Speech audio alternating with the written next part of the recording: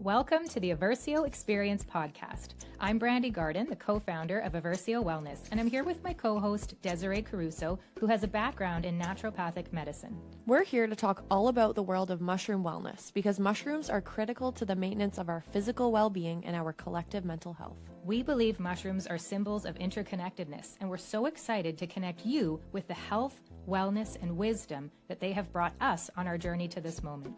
Our ancestors had deep cultural connections to mushrooms, but today they remain understudied, undervalued, and often misunderstood by much of modern society. So we are here to change that. Eversio means change, and it's our mission to change lives through fungi. There is a mushroom for every moment. And we're so glad you're here to share this moment with us. Hello, fungi friends, and Happy New Year to you. Welcome back to the Eversio Experience podcast. And it's a very special episode for us because it's actually the end of an Eversio era, just like Taylor Swift. We are recording here in our podcast space at Eversio HQ, but the truth is we're actually in the space of Eversio Labs, which is the sister company of Eversio Wellness that some of you might never have heard of before. And it's the last time we're recording in this space because Eversio Labs is shutting down. It's the new year, and the theme for us very much has been release, getting rid of things that are no longer serving us. And one of the big things that has happened for us at the end of 2024, and even as recently as last week, is we have made a massive company decision to give up our license that allows us to do research and development with psilocybin producing mushrooms. So welcome to the episode that many of you have asked for since the beginning of this podcast. This is our episode on psilocybin. On the theme of release, I'm going to do something that is hard for me, and I'm going to release my need for notes. I often am somebody that loves to know all of the data. I love the research. I love reading everything that's happened before I became aware of a topic and then going from there and dreaming about what the future will be. But this is going to be a year for me of trusting my inner voice to share what you need to hear. You're the Eversio community. We love you. You know that. And we always want to bring you information that helps you be better, that helps you be well. And I think if we are honest with ourselves, we know that psilocybin is something that has helped so many people be well.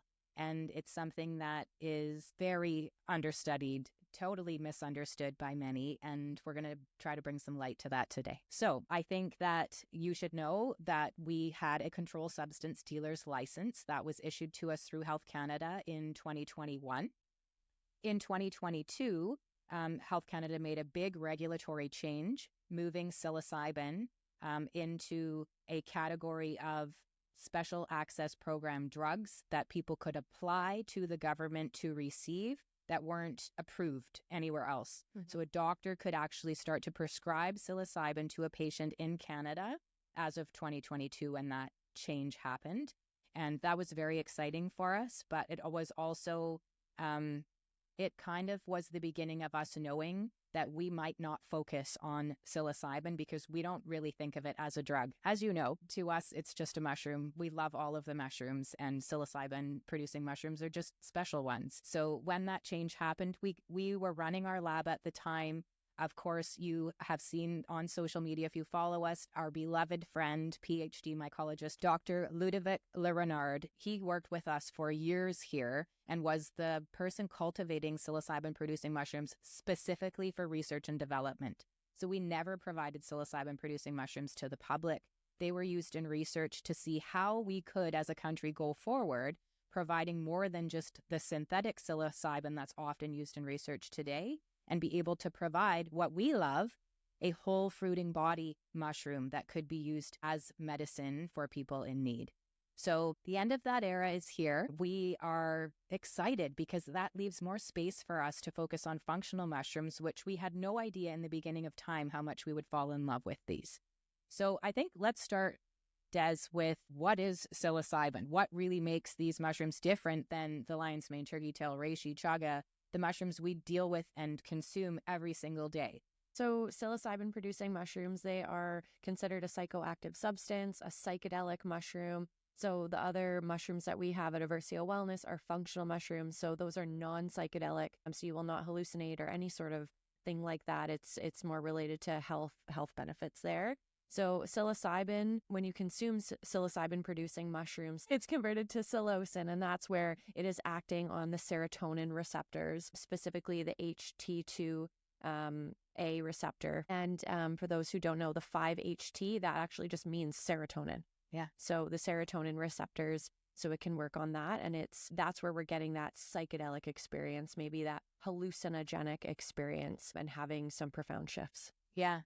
When you say the word serotonin, it brings me right back to the day that I said yes to Craig, that I would even consider applying for a controlled substance dealer's license to do research and development on these mushrooms.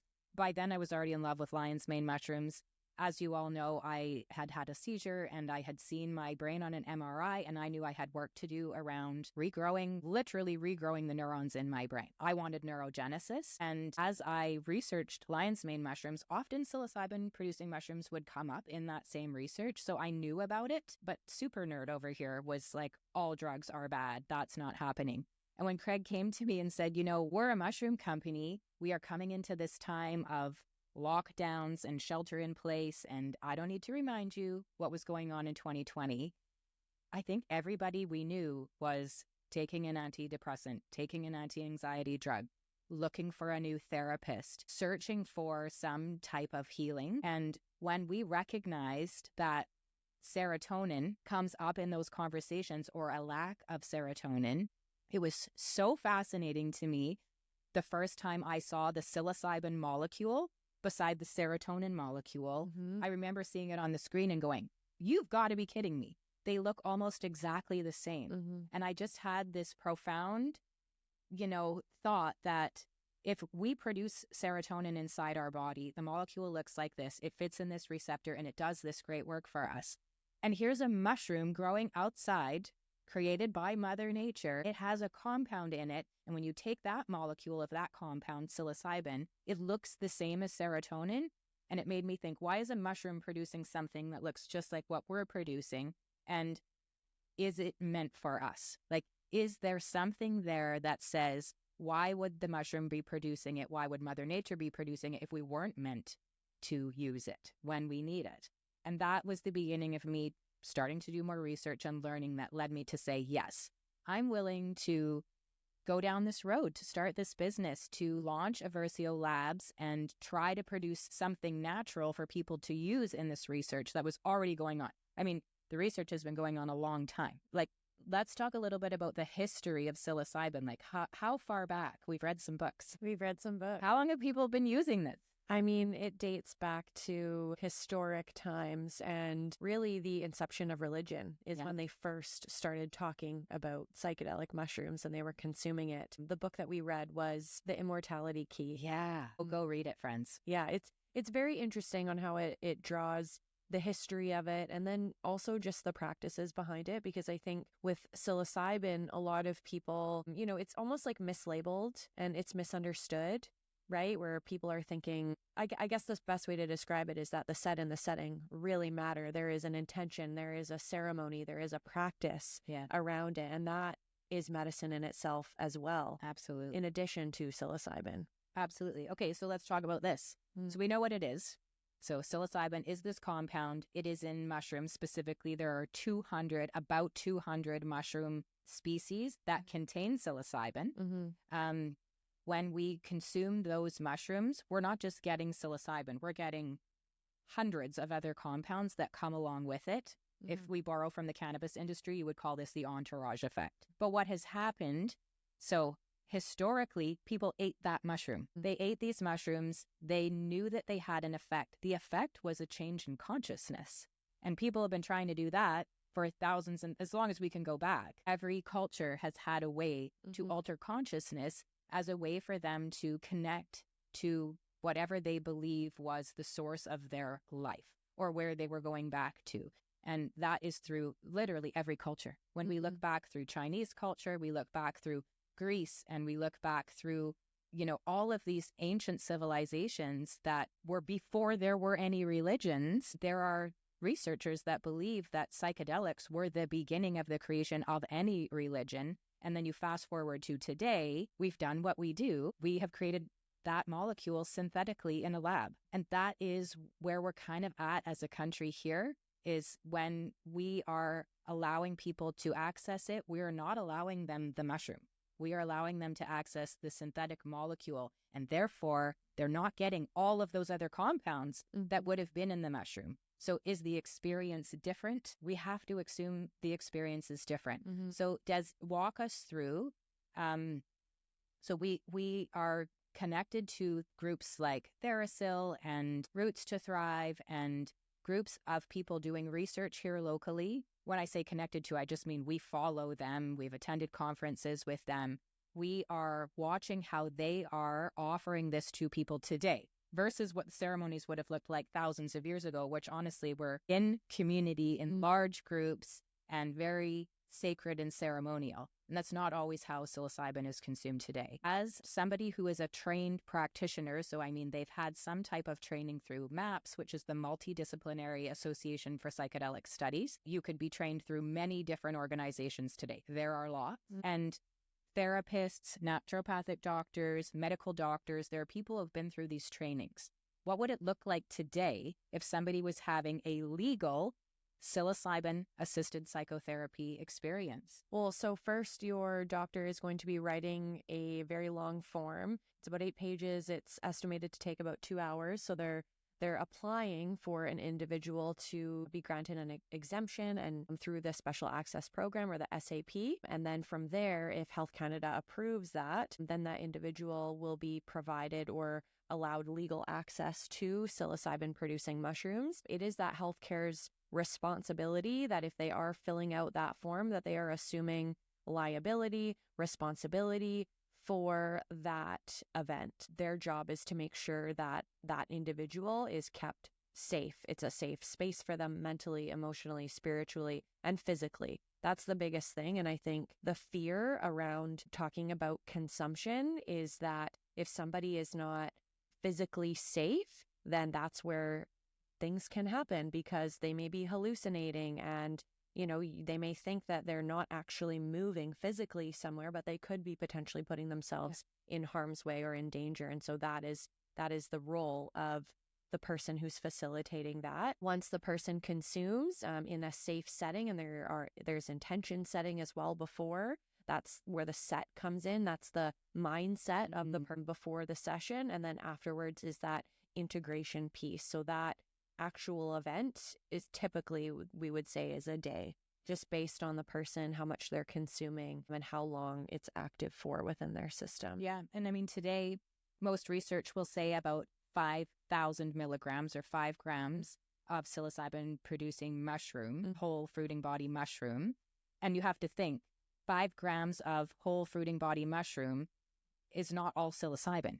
That mushroom might be 1% psilocybin. And this was the work we did at Eversio Labs, was researching. So we worked with about 28 species of psilocybin producing mushrooms, and each of those species had a different percentage of psilocybin. So if you were consuming 5 grams of one species at 1% psilocybin, and someone else is consuming 5 grams of this other species and it has 1.5% psilocybin, you could imagine the experiences might be different.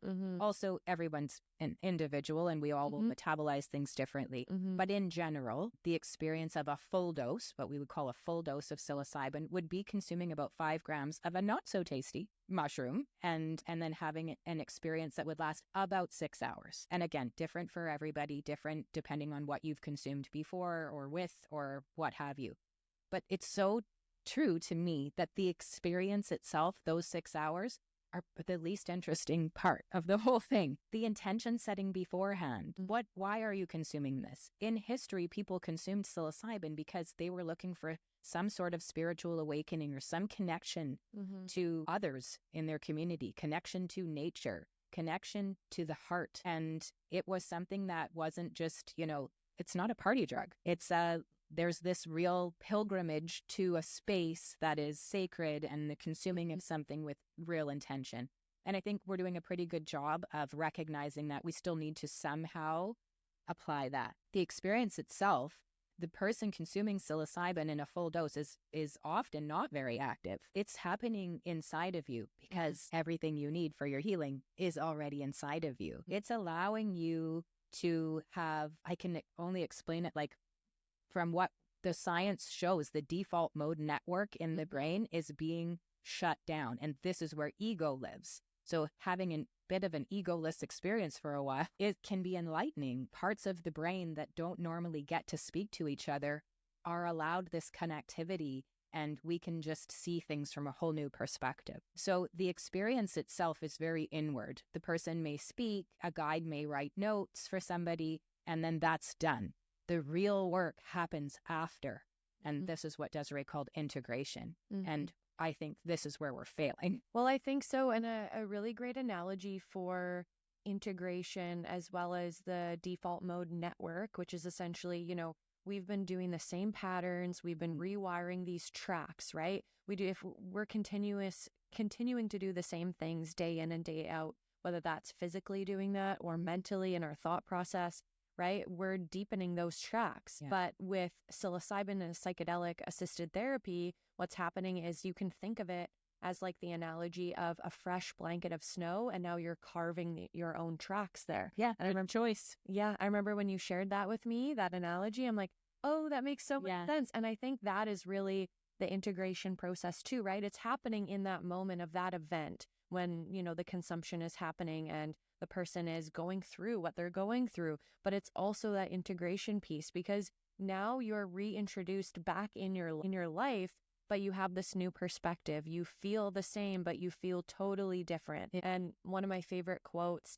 and you said earlier in this podcast, you said everything is within. And one of my favorite quotes is, if you don't go within, you go without, right? And it's going within so that you don't have to go without, because everything is within you. Yeah. And carving out whatever tracks you want in the snow, repruning specific connections within the brain. I love that so much. That little analogy I heard the first time. So early days, Eversio Labs and Eversio Wellness are born. And I was invited to speak on a panel at a psychedelic conference that was being held in London, but it was online because it was during lockdowns and so on.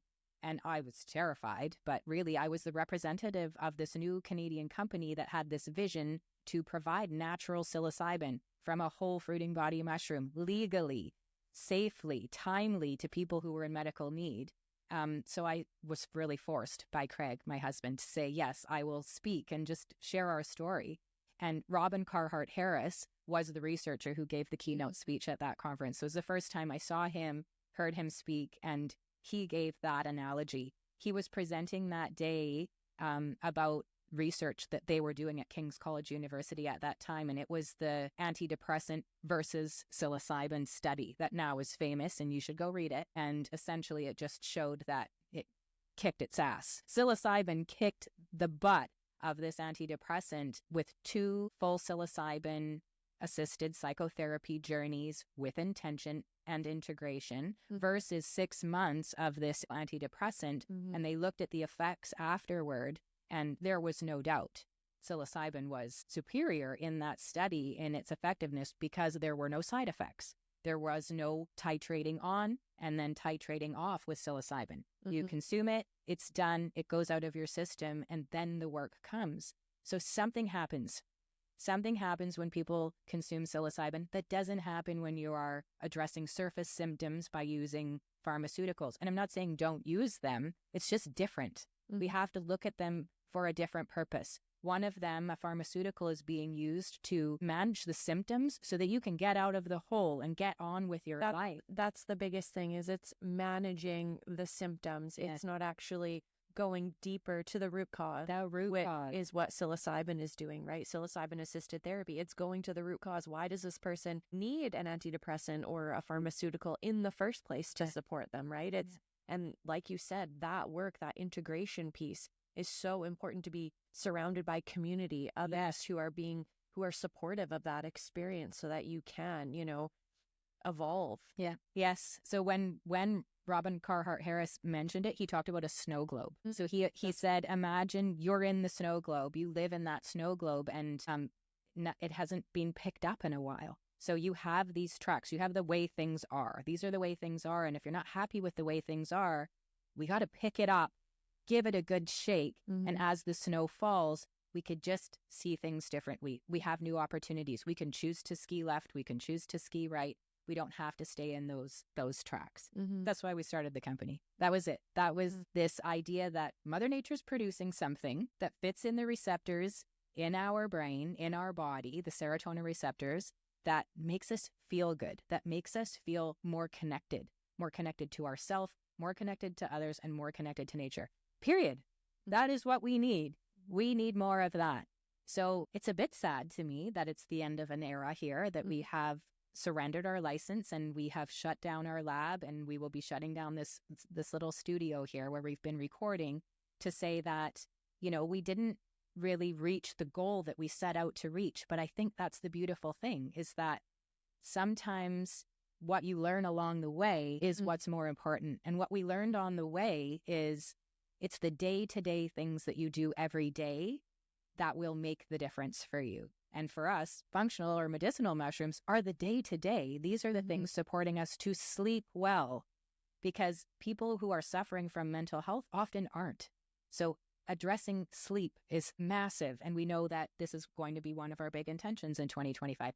Eating well, fueling your body, nourishing your body instead of just eating as routine is so massively important. Including mushrooms in your diet is something we're going to try to do more of. And I'm not talking about functional or medicinal mushrooms. I'm talking about culinary mushrooms. We know, we're doing some research and we're taking a course right now, and we're learning so much about the massively profound effect of just eating 30 grams of mushrooms in your food twice a week, reducing your chances of cancer by massive percentage. I think it's 45% twice a week. It's a significant amount. Put mushrooms on your plate. So we've been doing more of that. My BFF and I just made a beautiful green bean and mushroom fry up for dinner the other night, and we both drooled over it. It was delicious.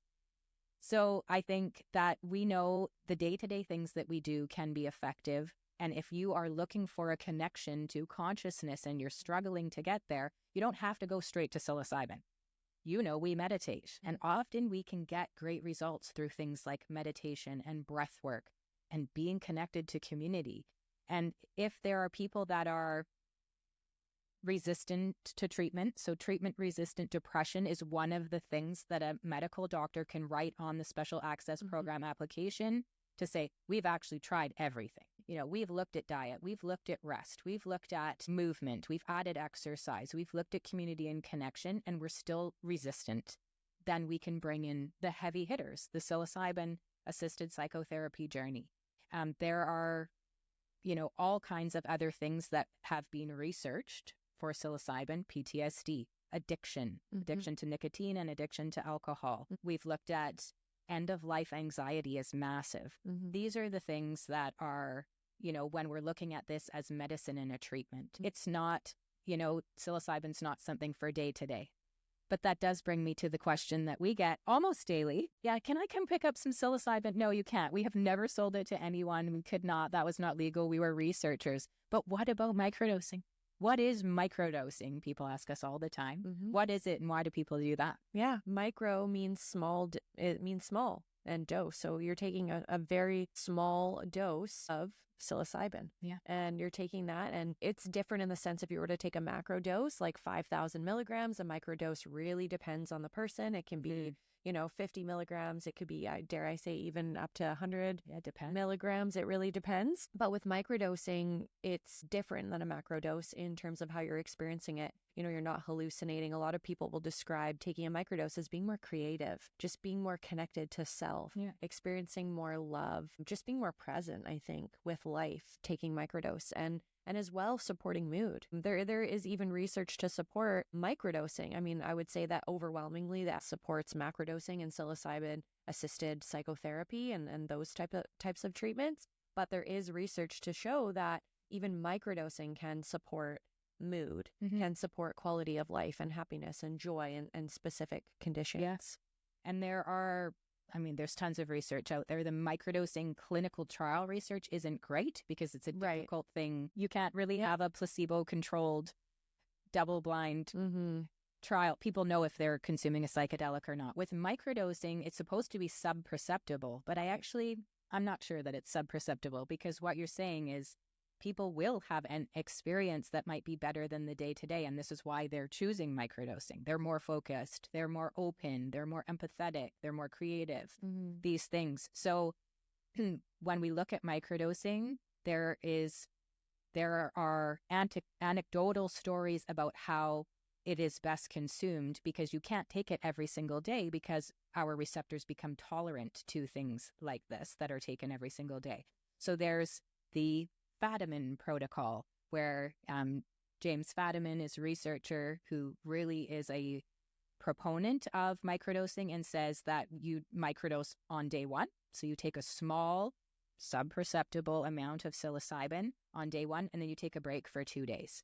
And then you take it again and you take a break. And Paul Stamets, his microdosing protocol is different. He is take the microdose every day for 4 days and then take the weekend off, take 3 days off and go back to it. So there's no researched prescribed way to microdose. And some people think of it as like, I'll take it instead of an antidepressant to address symptoms. But really, there's not great research around it, like the full dose. Correct. And I think one thing to add as well, because there are many different protocols that people have widely talked about, the main thing is that the more consistent you're taking it, if you were to take it, for prolonged periods of time, well, then it's not going to be as effective, because your body is going to upregulate the amount of receptors that are there. So it's going to be deemed essentially ineffective at some point. Yeah. You need a washout period from that, is what it's showing. Yeah. I think in the end, what we know is there's a lot of work to be done. Yeah, there's a lot of work to be done on the science end of things for us to really understand this molecule and all of the compounds it comes with, and that likely Mother Nature did not intend us to consume psilocybin in isolation, was our belief. So I hope that you great researchers who are still out there that are doing the work to produce whole fruiting body natural psilocybin to be used for people in medical need will continue to produce it as a whole mushroom with all of the other compounds, so that synthetic isn't our only option. And as Canadians for sure, we believe in choice. People should have the choice. If they want to consume a synthetic, great. Right. But if they want to choose natural, they should have that as an option in our country today. So thank you for continuing to do the work, those of you that are still doing it. I think one thing too, we mentioned it earlier, but I think it's important to note as well. Brandi had mentioned, people would call us and be like, hey, can we get some psilocybin? No, you can't. But it is an illegal substance. Yes. So that is the main thing, is that, and we are not condoning or suggesting that you take it and consume it yourself. This is just educational from, where Eversio Labs came to be and why, and the big picture, right? Part of the Eversio experience. And so for those who do decide, you do need to be careful where you are purchasing it, because like Brandi said, it's not standardized for if you are taking the natural form of psilocybin and taking the mushroom as opposed to the synthetic form. Like Brandi said, you could be getting a higher dose or a higher percentage of psilocybin, or a lower dose, and you might not experience it. Do you remember the lovely lady? This was years ago. We had a lovely lady come right here to Eversio HQ one day, and she wanting to buy psilocybin. We sent her home with lion's mane. She was happy, but she took out a bottle of something that she had purchased online. And she said, I suffer from depression. I'm trying to do this naturally. I'm trying to come off of my antidepressants. Somebody told me to try mushrooms. I ordered these psychedelic products online, and it was a microdose product. Mm-hmm. And we told her, we cannot advise you on any of that. We cannot supply you with anything, but you can share your experience and we can give you a hug. And I said, these look fairly potent based on what I'm reading on this label. And she said, well, my friend told me just to take one because that did seem quite potent. But nothing happened. So I took 2 and nothing happened. So I took 10. Oh my God. And nothing happened. And I said, I do remember this. There's no psilocybin in that product, because if she took 10 at the dose was listed, science says she would have experienced a psychedelic experience. So there are products out there that are fake news. There is no psilocybin in them. You don't know what's in them because they're not regulated. So today in Canada, psilocybin, it is a controlled substance and it is not legal anywhere. And I know you're thinking, but there's a shroom shop right downtown Vancouver. There's a lot of dispensaries. Yeah, they're illegal. And that means that there is no regulatory body saying you need to test those products for mold, for mycotoxins, for heavy metals, for any of the percents of compounds that you might be consuming.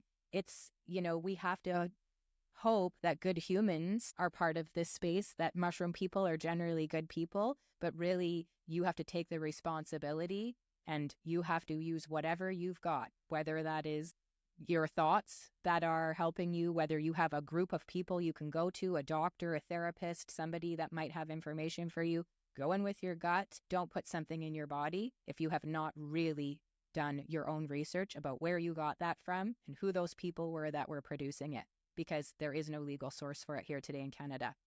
Having said that, the legal status of psilocybin in other places is different. So Oregon state in the United States, it's legal. It's legal in Colorado. There are places in the world like Jamaica, the Netherlands, psilocybin from a truffle mushroom is legal. So legalization is coming, I believe. We're just not there yet. We don't have the framework for it. We don't do a great job at providing people access to psychotherapy at a fair price. There are a lot of people that just can't afford to see a therapist. There are people that can't afford to move their body well in a way that works for them. There is a shortage of access to good food in many places. We've got a lot of work to do in other places before we say we're going to legalize and put together a model that actually works in a framework for psychedelics. So do I think it's coming? I hope so. I hope so. But we're not going to hang on at Eversio to it right now because we are creating space for so many other great things that are coming. Functional mushrooms have become our super nerdy mushroom passion. We are watching them change lives every day. Mm-hmm. And we hope that you'll continue to send us your questions about those, but feel free to ask us about psychedelics when you don't have another source, and we will direct you to the source that we go to for access to good information. And I'm going to tell you that TheraPsil is the best source we have here in Canada today. And thank you, TheraPsil, for the great work that you've always done. And with that, I think we'll say goodbye to the end of an era. Sending you love. We hope you learned something new here today. If anyone you know could benefit from what we shared in this episode, please share it with them. And if you're interested in adding mushroom wellness to your life, you can use code PODCAST15 to save 15% on your entire order at EversioWellness.com. If you haven't yet left us a rating and review, subscribed to this podcast, or followed our social media accounts listed in the show notes, we would so appreciate that. Thank you so much for sharing this moment with us. Until next time, be well.